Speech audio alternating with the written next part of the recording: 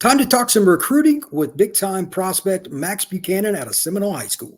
You are Locked On Seminoles, your daily podcast on the Florida State Seminoles, part of the Locked On Podcast Network.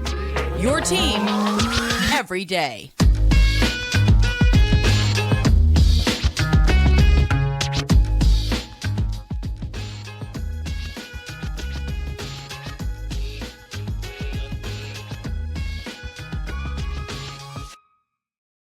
Welcome back into another episode of Locked On Seminoles. We're going to talk some recruiting with Max Buchanan, the top prospect for the Noles. Before we do that, today's show is brought to you by none other than, there it is, the one and the only LinkedIn Jobs. When you're trying to hire for your small business, you want to find quality professionals that are right for the role. That's why you have to check out LinkedIn Jobs. LinkedIn Jobs has the tools to help you find the right professionals for your team faster and for free. So let's bring Max on to the show. This young man is somebody I've gotten to know pretty well. Max, how you doing tonight, brother? Everything good? I'm doing great. All right, brother. I obviously know you pretty well. I remember seeing you as a freshman at a practice. I'm sure you probably don't remember. It was in that cafeteria when it was raining one day because it was always lightning every time I came out there. But yep. Just give everybody a background of who you are, and we'll get into the recruiting stuff a little bit, like your high school size and kind of like just why you play offensive line and why you like it. So I'm an offensive lineman out of Seminole High School. It's in Sanford, Florida, around 25 minutes north of Orlando. But, you know, I just love the game. It's awesome. I like being outdoors. I like being out with my buddies. I work a job at the golf course. You know, I like going to the beach, everything. All right, buddy. You're 280-ish, give or take, somewhere around there right now? Closer to 290 now. Okay. Probably going to play center. The last time I talked to you about it, if I was a guess, that's still on pace. But you can play guard or center at the college level. I know you play left tackle quite a bit for Seminole. High school obviously is different, but 6'3", 6'4", 280, athletic, can run is kind of what I knew you as, and you're just getting bigger. So you'll probably be, give or take, 300 pounds by the time you get into college, is my guess. I think I will be close to it. Let's kind of go down the list. We'll talk recruiting here in a couple of minutes, but this is something that I've always wanted to ask people. Like, you're a little bit different in terms of your personality. You're an outdoor guy and all that. When we were in Atlanta for the 5-on-5 tournament, and we'll talk about 5-on-5 in a second, you had your shirt off. I took a picture of it and posted it to Twitter and stuff. Everybody grinds a little different. For the people that don't know, that morning it was not the greatest of weather. No. I'm being ultra kind. I'm from the north, so 35 degrees to me is no big deal. But for a Florida kid, 35, like Myron Charles, like we were all making fun of him. I thought he was going to die. He's from Port Charlotte. He was just, his teeth were chattering. Yeah, it was hilarious. But you had your shirt off. Like, what the hell were you doing? First off, like, what are you doing? It's the mentality, it was 35 degrees out there. The wind was blowing hard. There was no sunlight. It was overcast the whole time. So it was just cold and windy the whole time. And it was wet because it rained the night before. And, everyone was sitting over there. They got their hoodies on, their sweatpants. I'm looking around. And I'm like, Nah, this ain't that bad. I just took everything off. I just started warming up without my shirt on. I'm like, I just got to get through it. Once you get used to it, it's not that bad. And I don't think you're going to convince Myron of that. I really don't. Nah, I don't think so, man. But I got some other linemen on the Cali team to take their shirts off with me.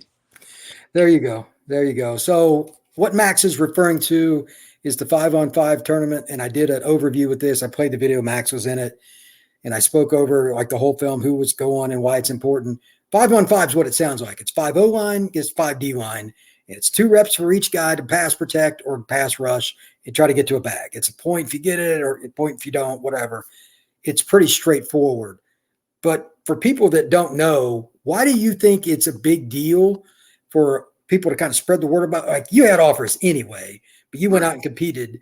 How does it help you get better as a pass protector? I mean, you're an interior guy long term. Like, why do you think it helps to be in 5-on-5? So playing at my high school, I go against the same kids every day at school.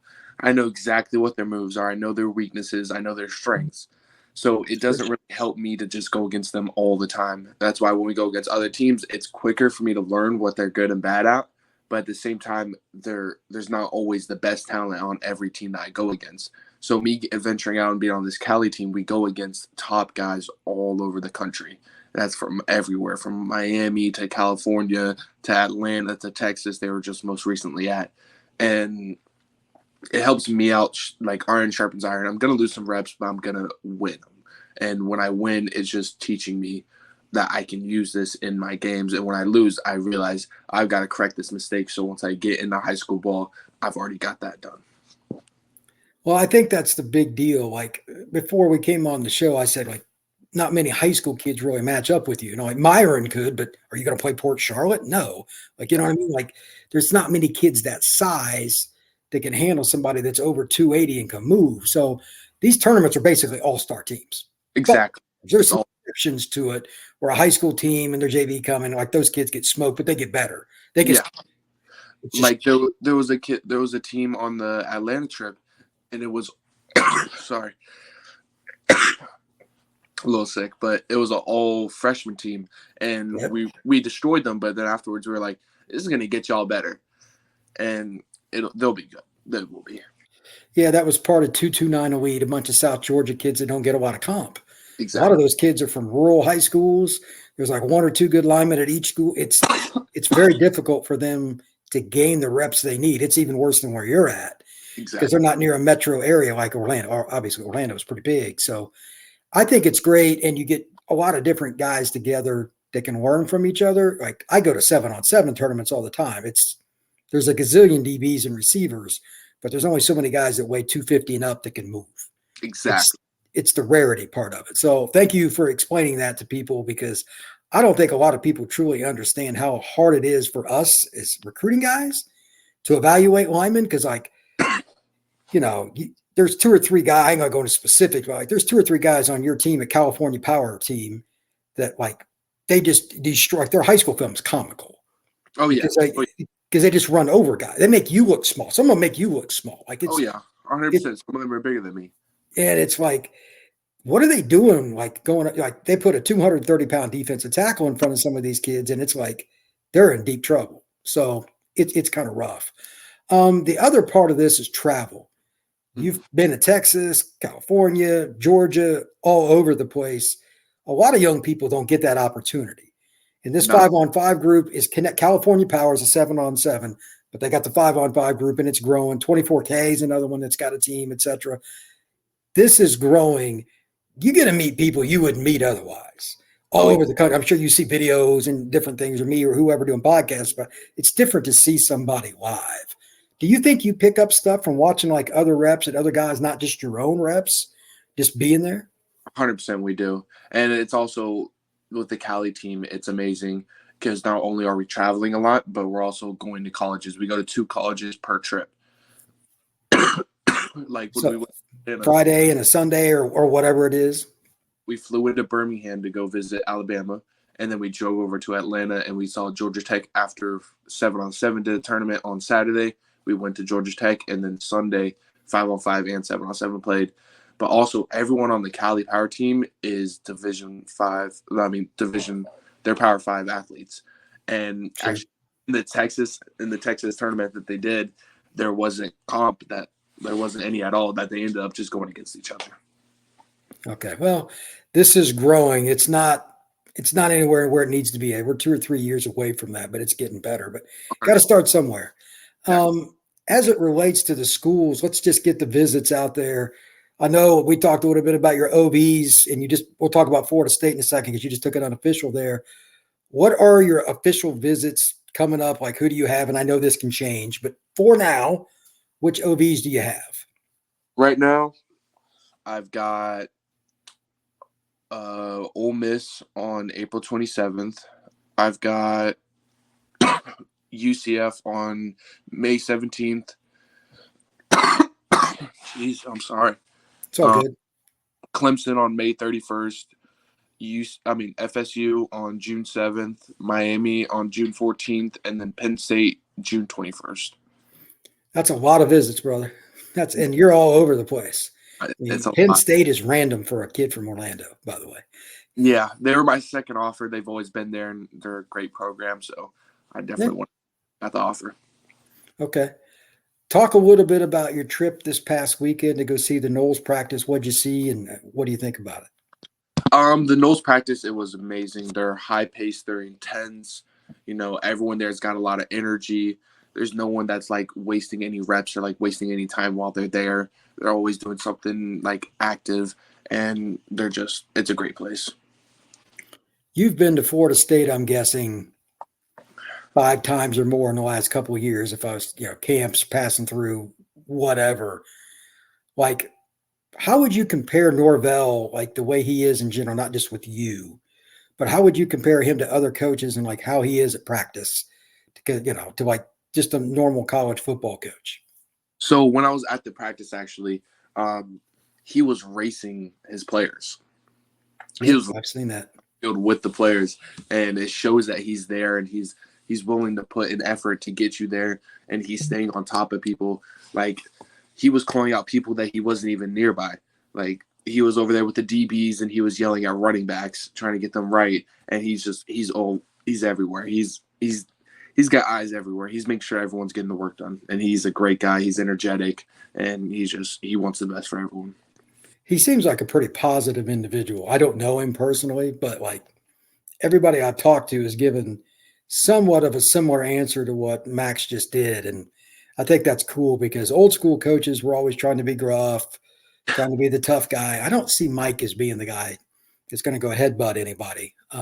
He's a little different, but he's pretty chill. I don't. Maybe I'm wrong. He's not a big guy either, so I don't take him that way. He's a little guy, but still. I could see it happening if he got too energetic. I could see that.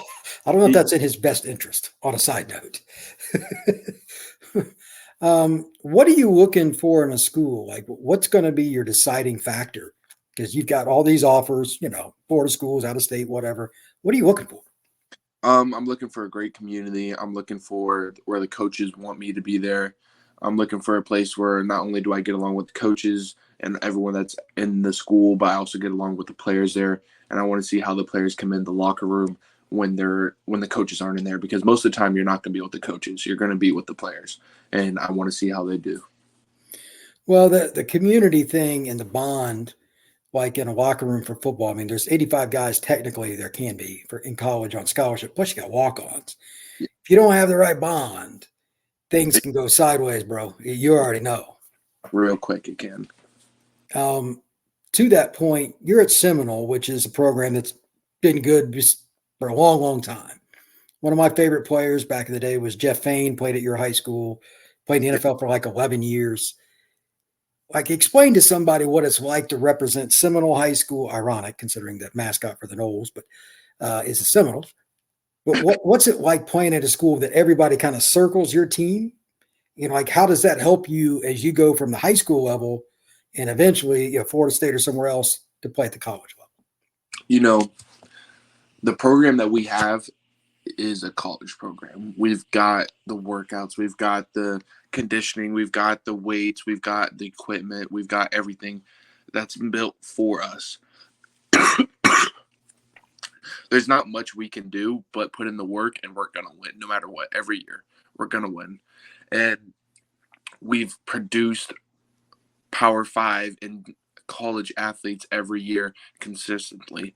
And not only has it shown to other colleges, but it shows everyone around us that we continue to put people in the college. And with that being said, most colleges want to come down and look at us because we might have a younger guy that's not on anyone's radar right now, but he has a lot of potential. Well, it's interesting to me because so many guys, like, it's different to be talented and go to Florida State, Miami, Georgia, whatever. But if you've played at a prep program in Texas or Florida, Georgia, whatever, and you're used to getting your butt kicked in practice and you play against legit teams every week, like if you guys play Lake Mary, obviously Noah's there, but like they may not be the greatest team, but you can't just take off. If you go play Lake Brantley, it's not fun to play the option. There's different things for every game you guys play. It's a pain in the butt. So I think that helps teams, and it's, I think, why the state of Florida continuously is in the top 5 every year for producing NFL athletes, the number, because the competition's good. It means something to play football in the state of Florida, And it means something to represent, as you just brought up, Seminole. Obviously, you're a proud guy. And they, they're producing kids going to college, and something like Fane, I think it was 11 years. That's a long time, bro. Yeah, he was in the league for a while, and also Gabe Davis. Yeah. Oh, yeah. Gabe, he's still running by guys for the Buffalo Bills, in case anybody didn't know. But there's been other guys too. Ray Armstrong at Miami. Yep.